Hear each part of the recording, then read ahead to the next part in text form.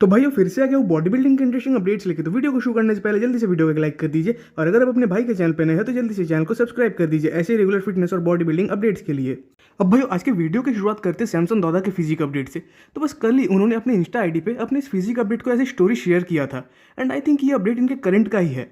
Even अगर सही में देखने जाए तो सिर्फ सैमसन ही नहीं बल्कि आर्नोल्ड क्लासिक ओहायो लाइनअप के सारे बॉडी बिल्डर्स एक ऐसे सिचुएशन या फेस से गुजर रहे हैं जिसमें कि वो बस अपने आप को घसीटते हुए चल रहे हैं, क्योंकि जनरली इस टाइम पे आके कार्ब्स तो एकदम मिनिमम रह जाते हैं डाइट में और जिससे कि आपको एनर्जी भी नहीं मिल पाता। इवन बॉडी बिल्डर्स तो अपने हर एक मील के बाद वेट करते रहते हैं कि उनका नेक्स्ट मील कब आएगा। हालांकि आप में से बहुत लोग इस चीज़ को अच्छे तरीके से जानते इवन समझते भी होंगे और कहीं ना कहीं सैमसन भी अभी इसी सिचुएशन से गुजर रहे हैं। वैसे जब सैमसन 6 वीक्स आउट में चल रहे थे तो तब उनका कहना था कि ये प्रेप उनके लिए कुछ खास हार्ड नहीं है, बट अब इस लगभग 3.5 वीक्स आउट में सैमसन अपने स्टेटमेंट्स को चेंज कर रहे हैं।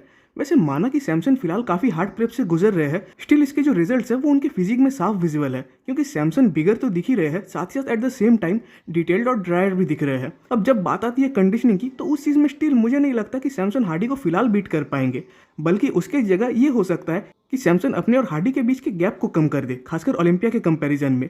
वैसे सैमसन बैक पोजेस के मामले में भी हार्डी से आई थिंक बीट ही होने वाले हैं। स्टिल लास्ट ईयर भी सैमसन बैक पोजेस के मामले में निक वॉकर से बीट हो गए थे आर्नोल्ड क्लासिक ओहायो में। स्टिल वो उस शो के विनर बने थे, क्योंकि उस टाइम जजेस ने कंडीशनिंग के कंपैरिजन में एक एस्थेटिक फिजिक को ज्यादा प्रायोरिटी दी थी। तो सैमसन के फैंस इस बार भी कहीं ना कहीं चाहेंगे कि जजेस एक एस्थेटिक फिजिक को ही ज्यादा प्रायोरिटी दे। अब भाई बात करते हैं एंटन वैलेंट के ऊपर। तो फिलहाल इनके तरफ से इनके लगभग 3.5 वीक्स आउट के कुछ फिजिक अपडेट्स आए हुए हैं। वैसे फिलहाल एंटन काफ़ी ज़्यादा कंडीशन तो दिख ही रहे हैं, बट आई थिंक इस पॉइंट में आगे अब वो अपने मसल्स को और लूज नहीं करने वाले, क्योंकि वो चीज़ तब रिस्की हो जाएगी और शायद अब इस फेज में वो शायद एक क्रूजिंग पीरियड में चलेंगे, इन द सेंस कि इस कंडीशनिंग और फिजिक को आर्नोल्ड क्लासिक तक मेंटेन करके चलेंगे। हालांकि मैं गलत भी हो सकता हूं, बट मेरा यह मानना इसीलिए भी है क्योंकि इस बार खासकर ये अपने अपर फिजिक के साइज को प्रायोरिटी देने की कोशिश में रहेंगे, और क्योंकि लास्ट टाइम वो इसके लिए ही क्रिटिसाइज हुए थे। वैसे एंटन आर्नोल्ड क्लासिक में तो कम्पीट करेंगे ही, साथ ही साथ अब तो कंफर्मेशन आ चुका है कि वो डेट्रॉइट प्रो में भी कम्पीट करेंगे, क्योंकि कुछ भी हो बट लास्ट तक हर बॉडी बिल्डर का एम है कि वो कैसे भी करके 2024 ओलंपिया में क्वालिफाई हो जाए। तो फिलहाल एंटन जैसे बिगर साथ ही साथ हार्ड और कंडीशन दिख रहे हैं, तो मुझे इनसे काफ़ी उम्मीद है कि ये टॉप 5 या टॉप 6 के अंदर प्लेस हो सकते हैं। अब भाई अगले अपडेट की ओर बढ़ने से पहले आप सबसे मेरा एक रिक्वेस्ट है कि अगर आप सबको मेरा ये रेगुलर कंटेंट अच्छा लगता है तो जिससे कि आपके भाई को सपोर्ट मिल सके, तो प्लीज़ इस चैनल को एक सब्सक्राइब कर दीजिएगा, क्योंकि एक तो पता नहीं कि कुछ पिछले 1 महीने से चैनल के रीच में शायद किसी टाइप की दिक्कत चल रही है, जिसकी वजह से जो वीडियोस है जो मैं डेली अपलोड किया करता हूँ वो शायद आप तक ठीक से पहुंच ही नहीं पा रहे हैं। और इवन आप में से बहुत सारे भाई तो मेरे रेगुलर वीडियोस को देखते हो बट चैनल को सब्सक्राइब करना भूल जाते हो, तो इसीलिए बस सब्सक्राइब कर दिया करो अगर पॉसिबल हो तो फिर से चलते अपडेट्स की तरफ। अब भाई वो बात करते हैं जॉन डेलारोसा के ऊपर। तो फिलहाल इनके तरफ से भी इनके लगभग 3.5 वीक्स आउट के कुछ फिजिक अपडेट्स आए हुए हैं आर्नोल्ड क्लासिक ओहायो के रिगार्डिंग। वैसे ज़्यादातर लोग तो इन्हें काउंट ही नहीं कर रहे हैं, खासकर फर्स्ट कॉल आउट के अंडर, और मेरे अकॉर्डिंग शायद ये उनके लिए एक मिस्टेक साबित हो सकता है, क्योंकि जब बात आती है कंडीशनिंग की तो उस मामले में जॉन अलग ही लेवल की फिजिक लाते हैं। इवन हम इनको एक स्मॉल बॉडी बिल्डर भी नहीं कह सकते, क्योंकि इनके मसल्स डेंस तो है ही, साथ ही साथ इनका साइज भी ठीक ठाक है। इवन इनके क्वाड्स भी बढ़िया आते हैं। इवन ओवरऑल इनके पूरे फिजिक में आपको कहीं मसल्स की कोई कमी देखने नहीं मिलेगी। अब जब बात आती है टेम्पा प्रो शो की, तो आई थिंक कि उसके पीछे का रीजन कहीं ना कहीं कंडीशनिंग ही थी, क्योंकि आर्ग्यूएबली हंटर उस शो में अपने all time best physique even conditioning को लाए थे। और मेरा बिलीफ है कि जॉन इस बार स्टेज पे एक इंप्रूव कंडीशनिंग को तो लाएंगे ही, साथ ही साथ एक बिगर फिजिक को भी लाएंगे। तो जॉन के पोटेंशियल को अंडर वैल्यू करना आई थिंक करंट में समझदारी वाली बात तो नहीं है। अब भाई बात करते हैं हमारे मिस्टर अनचेन स्टीफन मटाला के ऊपर।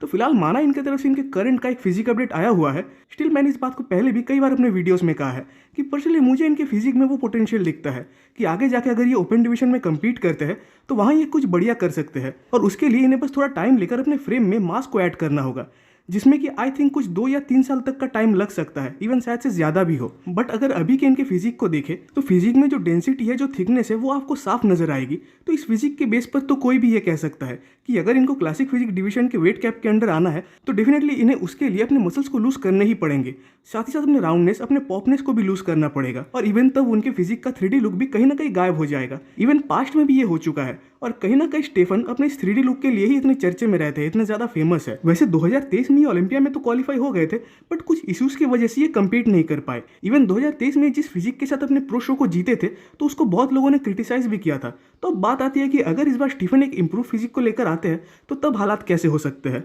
अब भाई बात करते हैं ब्रेट विल्किन के ऊपर। तो अब जाके बहुत टाइम बाद इनके तरफ से कोई फिजिक अपडेट हमें देखने मिला, खासकर जब से ये अपने 2024 के सेशन में लगे हैं तब से। तो जिन लोगों को पता नहीं उनको मैं बताना चाहता हूँ कि 2023 में जब इन्होंने ये अनाउंस किया था कि ओलंपिया में कम्पीट नहीं करने वाले अपने स्टमक इशूज़ की वजह से, तो उसके बाद से लगभग काफ़ी दिनों तक, इवन कुछ महीनों तक ये सारी चीज़ों से ऑफ चल रहे थे, इवन शायद अपने पीईडीज से भी। तो उस टाइम माना इन्होंने अपने साइज को काफ़ी लूज कर लिया था, बट अब इस फेज में आके इनके फिजिक को देखकर ऐसा लगता है कि इन्होंने उस साइज को फिर से गेन कर लिया है। तो अब देखने वाली बात होगी कि ब्रेट आखिरकार 2024 के ओलंपिया में क्वालिफाई होने के लिए किस शो में कम्पीट करते हैं। वैसे एक बात तो है कि 2024 का जो सेशन है वो काफ़ी टफ इवन कम्पिटिटिव रहने वाला है, क्योंकि इस साल लगभग 6 से 8 बॉडी बिल्डर्स है जो कि अपने ऑल टाइम बेस्ट फिजिक को कैरी करते हुए चल रहे हैं, और साथ ही साथ कुछ बड़े बॉडी बिल्डर्स कमबैक भी कर रहे हैं। तो डेफिनेटली ये सेशन, इवन ये ओलंपिया कोई आम ईयर तो नहीं रहने वाला। अब भाई बात करते हैं ब्रियन अंसले की इन 3.5 वीक्स आउट फिजिक अपडेट के ऊपर। तो ब्रियन इन अपडेट्स में कंडीशन तो दिख ही रहे हैं, एट द सेम टाइम वो 3D इवन राउंडर भी दिख रहे हैं। तो इस साल यानी इस आर्नोल्ड क्लासिक के स्टेज पे इन्हें अपने वेट कैप के अंडर आने के लिए आई थिंक ज़्यादा स्ट्रगल्स नहीं करने पड़े, खासकर 2023 ओलंपिया के कंपैरिजन में। हालांकि अभी भी उनको अपने वेट कैप के अंडर आने के लिए अपने काफ़ी मसल्स को तो लूज करना पड़ा ही। इवन ब्रियन का ये भी कहना था कि अगर उनको और 5 से 7 पाउंड्स एक्स्ट्रा वेट मिलता तो तब जाके वो अपने पीक फिजिक को ला पाते। बाकी बात करें आर्नोल्ड क्लासिक की, तो ब्रियन माना 2018 में इस शो के चैंपियन थे, बट जब बात आती है 2024 की तो वहाँ आते हैं रेमंड डिनो, जो कि कम्प्लीटली एक अलग लीग पे चल रहे हैं। एंड एक्चुअली इस शो में ब्रियन के मेन कंपीटर रहेंगे अर्श कलेसेंस की। तो देखने वाली बात हुई कि ब्रियन अर्श को बीट कर पाते हैं या नहीं। अब भाई कल आपको न्यूज़ मिला था कि नेक्जिला रूबियल मॉस्केरा वैकेशन में है, बट आई थिंक कि वो अब उस वैकेशन से वापस आ गए हैं। इवन ब्रियन और क्रिस कॉर्मियर को भी वो फिर से ज्वाइन कर चुके हैं अपने ट्रेनिंग्स के लिए। वैसे जब बात आती है साइड पोसेस की, तो रूबियल सही में उनमें डेंजरस दिखते हैं, खासकर प्राग प्रो में तो वो साइड पोसेस के मामले में सारे बॉडी बिल्डर्स को बीट कर रहे थे, इवन कुछ हद तक सैमसन दौदा को भी। इवन इसी बेस पे बहुतों का ये भी मानना था कि रूबियल प्राग प्रो में क्रिजो को भी बीट कर रहे थे। वैसे इस फोटो के बेस पे एक बात तो कही जा सकती है कि जो डाउट था कि रूबियल आर्नोल्ड क्लासिक यूके में कम्पीट नहीं करेंगे, तो इस अपडेट से तो वो काफ़ी हद तक कंफर्म हो चुका है। एंड आई थिंक कि अब रूबियल शायद न्यूयॉर्क प्रो के स्टेज पे ही दिखने वाले हैं।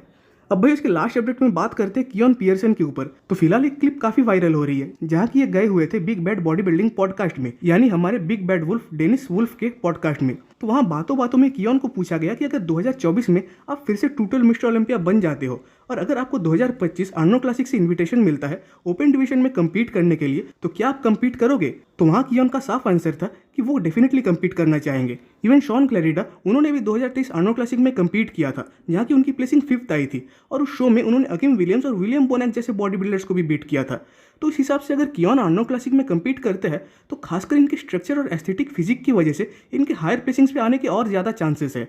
इवन अगर कियोन 2024 में फिर से ओलंपिया जीत जाते हैं यानी टोटल डिवीजन में, तब तो वो डेफिनेटली आर्नोल्ड क्लासिक में कम्पीट करेंगे। तो भाई आज की वीडियो पे खत्म होती है। कमेंट्स में जरूर बताइएगा कि आपको वीडियो कैसा लगा। वीडियो अच्छी लगी तो वीडियो को एक लाइक कर दीजिए और नेक्स्ट वीडियोस के अपडेट सबसे पहले पाने के लिए चैनल को सब्सक्राइब कर दे और बेल आइकन को प्रेस कर दे।